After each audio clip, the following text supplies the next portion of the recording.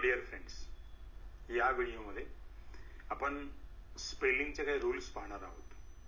आपण जेव्हा एखादं क्रियापद सिंपल प्रेझेंट टेन्स मध्ये वापरतो आणि सिंपल प्रेझेंट टेन्स मध्ये वापरताना जर subject third person singular pronoun असेल, थर्ड पर्सन सिंग्युलर नाउन असेल, तर आपण क्रियापदाच्या मूळ रूपाला काही प्रत्यय लावत असतो.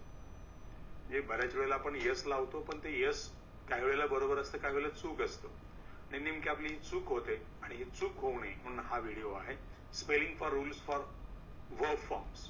त्यातला पहिला जनरल जो आपण रूल वापरतो तो क्रियापदाला आपण यस लावतो. For example, I like mangoes आणि त्याच्याऐवजी ही असेल तर ही लाईक्स मँगोज, म्हणजे यस लावतो आपण.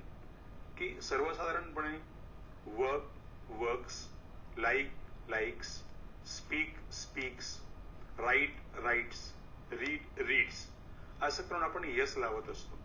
पण प्रत्येक वेळेला आपण यस लावत गेलो तर काही वेळेला आपल्याला चुका होतात. ज्या क्रियापदाच्या शेवटी यस, यक्स, सीएच आणि एस एच हे अक्षर येतात, अशा वेळेला मात्र आपल्याला यस न लावता त्या क्रियापदाच्या शेवटी ईएस लावावं लागतं. उदाहरणार्थ, आपण ज्या क्रियापदाच्या शेवटी यस आलेला आहे असं क्रियापद बघूया. हिस, हिसेस, ईएस प्रत्यय लावतो आपण. ज्या क्रियापदाच्या शेवटी एक्स येतो, for example mix, mixes. CH असेल म्हणजे कॅच, कॅचेस, ईएस प्रत्यय लावतो आपण. डिश, एसएच आलेला आहे, dishes. Push, pushes. Class, classes.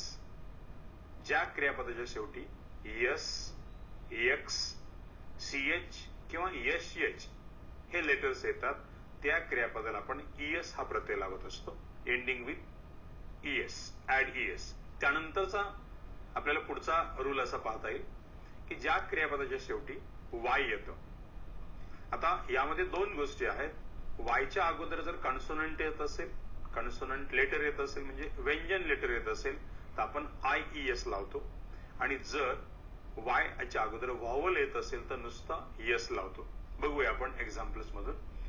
Try शब्द, ट्राय, टी आर वाय, याला ईएस लावताना ट्राईस, टी आर आय ईएस, कारण टी आर वाय, वायच्या अगोदर आर कॉन्सोनंट आलेला आहे म्हणून आपण आय ईएस केलेले. त्याच्या पुढचा क्रियापद आहे cry, cries, C R I ES, कारण वायच्या अगोदर आर आलेला आहे. हरी, हरीज. आयडेंटिफाय, एफ आलेले वायच्या अगोदर, आयडेंटिफाईज. पण ज्या क्रियापदाच्या शेवटी वाय येतं आणि वायच्या अगोदर जर व्हावल साऊंड असेल त्याचा काय बदल होतो बघू आपण. बाय क्रियापद आहे आपल्याकडे, B U Y, B U Y. वायच्या अगोदर यू आलेले आणि यू हा व्हावल साऊंड आहे म्हणून boys, B U Y S, आपण आय एस करत नाही. त्यानंतर पुढचं क्रियापद आहे play, P L A Y. वायच्या अगोदर ए व्हावल साऊंड आलेला आहे, प्लेस. म्हणजे जेव्हा आपण क्रियापदाला यस, ईएस, आय ईएस असे प्रत्यय लावतो तेव्हा त्या मूळ क्रियापदाचं स्पेलिंग काय हे आपल्या लक्षात आलं पाहिजे. आणि हे जर लक्षात आलं तर आपण सिंपल प्रेझेंट टेन्स मध्ये थर्ड पर्सन सिंग्युलर नाउन जेव्हा वापरतो तेव्हा आपली चूक होणार नाही. So please remember these rules. Thank you.